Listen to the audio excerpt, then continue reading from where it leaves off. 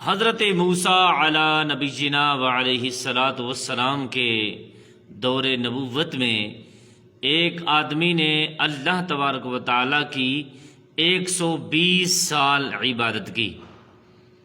اللہ تبارک و تعالیٰ نے اس بندے کو آزمانے کے لیے اپنا نبی بھیجا، یعنی حضرت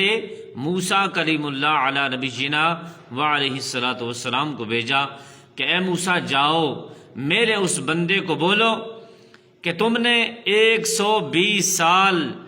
جس رب کی عبادت کی ہے اس کی طرف سے حکم ہے کہ تو عبادت ایویں ہی کر رہا ہے، وہ تیری عبادت قبول نہیں کر رہا، وہ تیرے سجدے قبول نہیں کر رہا، وہ تیرے رکوع قبول نہیں کر رہا، تو ایویں مشکل میں پڑا ہوا ہے۔ اللہ تبارک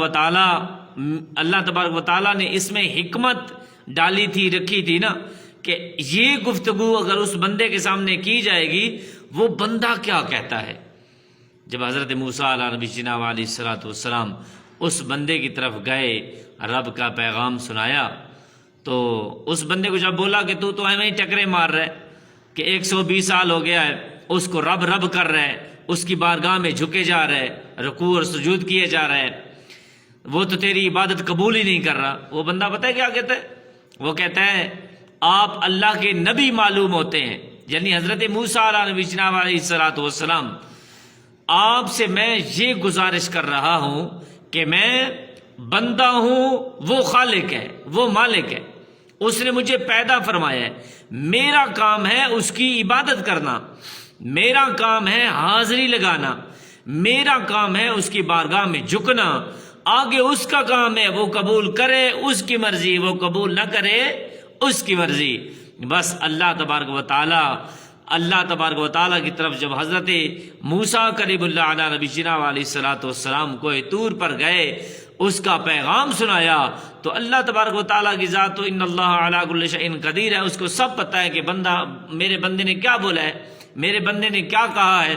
حضرت موسیٰ علیہ نبینا علیہ الصلوۃ والسلام کو اللہ تبارک و تعالیٰ نے فرمایا